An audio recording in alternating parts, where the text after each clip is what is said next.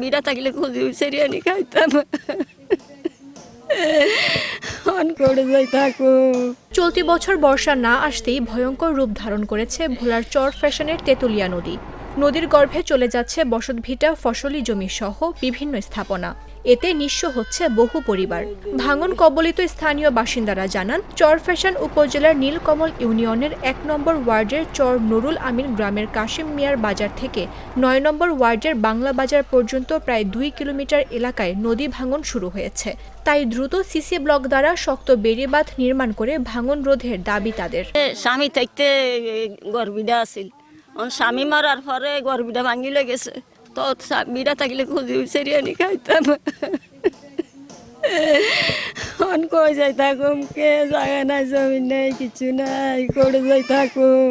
আমার এই বিড়াটা আমার স্বামী মারার পরে দিয়ে আমার বিড়াটা ভাঙ্গা নদী লইয়া গেছে। আমি নাও লোক লইয়া অনেক সাগরে বাসি। এই এক মাস তিনি করবো আমার এই বিড়াটাও ভাঙ্গা লইয়া গেছে, আমার এই ঘর দুয়ারও লইয়া গেছে। আমি অসহায় এই নদীর পারে থেকে যাই মানুষের ঘরে মনাগর লইয়া আমি সাগরে বাসি।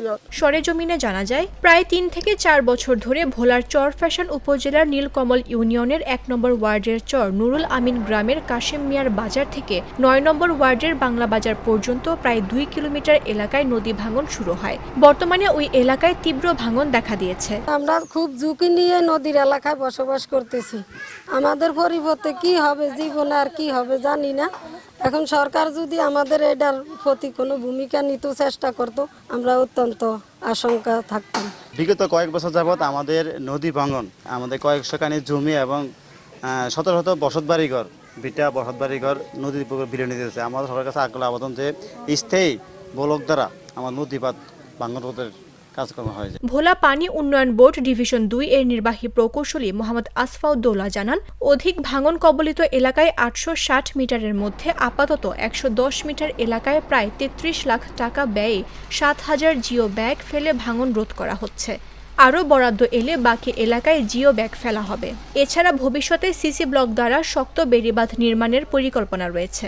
আমাদের কিন্তু তেঁতুলিয়ার পাড়ে কিন্তু নীলকমল নাম ইউনিয়নে কিন্তু একটা এখন অধিক ঝুঁকিপূর্ণ কিছু স্থান রয়েছে। এর মধ্যে আমরা ওখানে জরিপ করে দেখেছি ৮৬০ মিটার অংশে কিন্তু অধিক ভাঙন রয়েছে এবং আমাদের অন্যান্য রাজস্ব খাতের আওতায় ১১০ মিটার অংশের কিন্তু আমরা জিও ব্যাগ দ্বারা কিন্তু প্রোটেকশনের যে ব্যবস্থা গ্রহণ করেছি এবং কাজটা চলমান রয়েছে।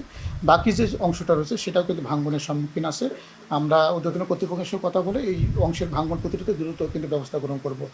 আর একটা বিষয় সেটা হলো আমাদের কিন্তু এই অংশের জাস্ট আমরা জিও ব্যাগ দ্বারা কিন্তু এই বর্ষাকালীন সময় কিন্তু কাজটা করতেছি। এটা পার্মানেন্ট প্রোটেকশনের জন্য আমাদের কিন্তু স্টাডি একটা চলমান রয়েছে। স্টাডিতে কিন্তু আমাদের তেঁতুলের অংশে অনেক জায়গা রয়েছে যেগুলো আসলে ভাঙন কবলিত রয়েছে।